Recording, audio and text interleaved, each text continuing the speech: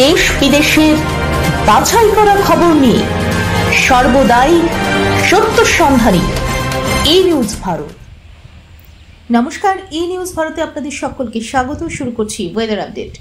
বঙ্গোপসাগরের উপরে ঘনীভূত হচ্ছে নিম্নচাপ। হাওয়া অফিস জানিয়েছে এর জেরে 2 চব্বিশ পরগনা, 2 মেদিনীপুর, পশ্চিম মেদিনীপুর, ঝাড়গ্রাম, বীরভূম, পশ্চিম বর্ধমান, পূর্ব বর্ধমান, উত্তর এবং দক্ষিণ 24 পরগনা, পুরুলিয়া এবং বাঁকুড়ায় বৃষ্টির সম্ভাবনা রয়েছে।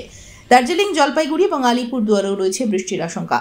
এই মুহূর্তে নিম্নচাপটি বাংলাদেশ এবং সংলগ্ন পশ্চিমবঙ্গের উপকূলে অবস্থান করছে। ক্রমশ এটি গাঙ্গেয় পশ্চিমবঙ্গের উপর দিয়ে ঝাড়খণ্ড এবং উড়িষ্যার দিকে এগোবে।